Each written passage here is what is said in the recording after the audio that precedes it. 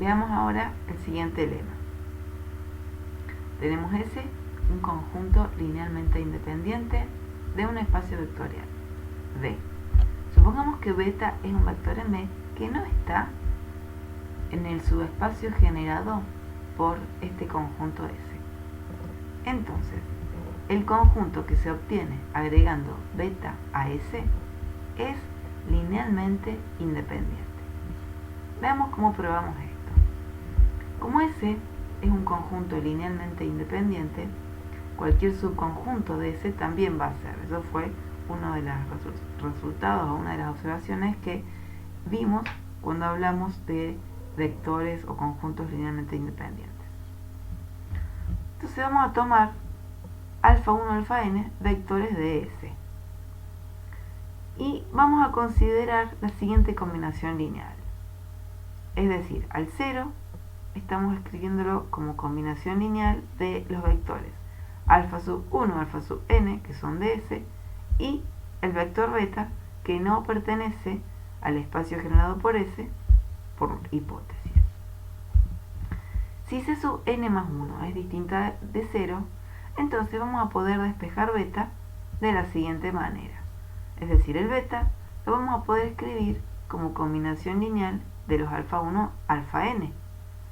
Si lo escribimos como combinación lineal de estos vectores, quiere decir que beta va a pertenecer al espacio generado por los alfa 1, alfa n. Ahora, el espacio generado por los alfa 1, alfa n está contenido en el espacio generado por S. Y esto nos lleva a un absurdo, porque estaríamos diciendo que beta pertenece al espacio generado por S. ¿Y de dónde vino el absurdo? Provino de suponer que el C sub n más 1 es distinto de 0. Por lo tanto, este escalar es 0. Ahora, si este escalar es 0, entonces volvemos a la primera expresión que teníamos cuando escribimos el 0 como combinación lineal de los vectores. Como el Cn más 1 es 0, entonces tenemos que el 0 lo vamos a escribir como combinación lineal de los alfa 1, alfa n, es decir, esto que tenemos escrito acá. Ahora, como S era Li, dijimos que cualquier subconjunto de S es Li. Entonces los alfa 1, alfa n son linealmente independientes.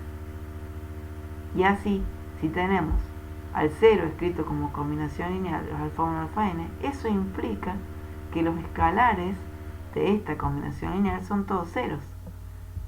Y así los C sub i son 0 para todo i de 1 hasta n. Y partimos de, en 1.11 teníamos al 0 escrito como combinación lineal de los alfa sub i y el beta. Y vimos que todos los escalares son nulos. Por lo tanto, el beta, junto con los alfa 1, alfa n, es un conjunto linealmente independiente. Ahora, como los alfa 1, alfa n eran arbitrarios, entonces tenemos que beta unión S es un conjunto linealmente independiente, como queríamos probar. Veamos ahora el siguiente teorema. Si W es un subespacio de un espacio vectorial de dimensión finita, todo subconjunto linealmente independiente de W es finito y es parte de una base finita de W. La idea es poder usar el resultado anterior para probar este teorema. Entonces vamos a tomar ese sub 0, un subconjunto Li de W.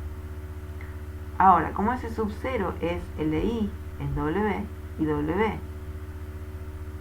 es un subconjunto de V o un subespacio en particular de V, entonces S sub 0 está contenido en V y por lo tanto no puede tener más que dim de V elementos, porque ese sub 0 es Li en V. Ahora, si W es el espacio generado por ese sub 0, entonces este conjunto S sub 0 es la base buscada. De lo contrario, va a existir un beta 1 que va a estar en W y que no está en el espacio generado por S sub 0, tal que por el resultado anterior S sub 0 unión beta 1 es un conjunto Li. LI. Entonces vamos a llamar S1 a el conjunto este, S sub 0 unión beta 1. Si W es el espacio generado por S1, listo, S1 es la base buscada. En caso contrario, va a existir un beta sub 2 ahora que va a estar en W menos el espacio generado por S1. Y de modo tal que S1 unión este beta 2 es un conjunto linealmente independiente. Continuando con este proceso, no más de dim de b pasos, vamos a obtener la base buscada para W. Veamos ahora un corolario del teorema anterior. Si W es un subespacio propio de B, donde B es un espacio vectorial que tiene dimensión finita, entonces W es de dimensión finita y la dimensión de W es menor que la dimensión de B. Su espacio propio lo denotábamos de esta manera, contenido distinto. Veamos la prueba. Tomamos S una base de W. Como es base de W, también va a estar contenida en B, por lo tanto es un conjunto linealmente independiente en B. Entonces no puede tener más que dim de B elementos. Como la cantidad de elementos que tiene S es la dimensión del W, porque S era la base para W, entonces la dimensión de W va a ser menor o igual a la dimensión de B. Dimensión de W era la cantidad de elementos de S. Bien, como W está contenido y es distinto a B, es decir, un subespacio propio, va a existir algún vector en B que no está en W. Entonces, por el resultado anterior, lo que sabemos es que este beta unión el conjunto S es un conjunto linealmente independiente. Ahora, la dimensión de W sabemos que es la cantidad de elementos de S, y S1 tiene la cantidad de elementos de S más 1, es decir, la dimensión de W es menor que la dimensión del espacio generado por S1, y la dimensión del espacio generado por S1 es menor o igual a la dimensión de B, porque en S1 tenemos S1 es un conjunto LI en B, entonces no puede tener más que dim de B elementos. Entonces, uniendo los extremos de esta desigualdad, llegamos a que la dimensión de W es menor estricto a la dimensión de B. Bien, con esto tenemos el siguiente corolario.